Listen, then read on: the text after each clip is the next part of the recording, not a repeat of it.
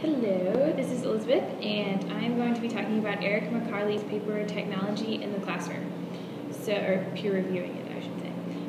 So the first question is, what works well in his opening? He does a really good job of kind of setting up his paper. He doesn't immediately go into his argument. He kind of talks about technology as a whole and how it's useful in the classroom, or maybe it's not so useful to some people. And it also includes a student opinion of kind of how he feels about it as a student, which I thought was really cool. So his thesis, actually, or what I thought to be his thesis, doesn't come in until kind of the third paragraph. And he says, each example of the aiding of technology given by the author implements a different device of textual rhetoric. All three devices are employed in very different ways, all being very effective in portraying technology use as an enhancement of the student and teacher's ability. So I thought that was very well written. And previously in that paragraph, he talked about the article he was writing about. So he told me what article it was, and then as he goes through his paper, he uses a lot of in-text citations. Some paragraphs he uses them really strongly, and then other paragraphs he could use a few more. But for every reference he has, there's an awesome inference that goes with it, which I was really impressed with, so kudos, Erik.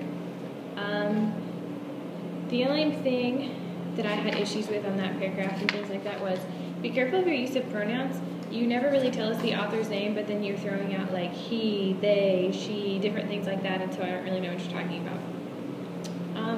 And then as you go throughout your paper, you talk about different sections of the article itself that you're editing or analyzing, and so you kind of like jump from section to section, so I was kind of confused on whether you were going like step by step down the article, or if you were just kind of jumping around as to which one supported your point of arguing ethos, pagos, logos.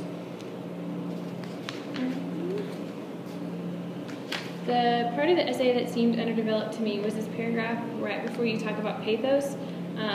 It was just really kind of vague, and I wasn't really sure why it was there, but then I read the next paragraph, which was all about pathos, so I would consider maybe combining the two, even though that one's kind of long.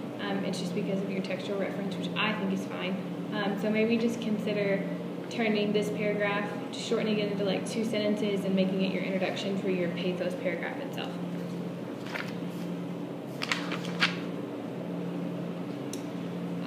For the outside sources, I only really noticed one extra source that you put in there, so make sure you get 3 before you turn it in for realsies.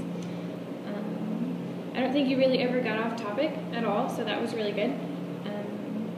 And I was ready for the conclusion when you got to that point. You had argued very well all 3 different textual styles and how it was effective for the article and the author.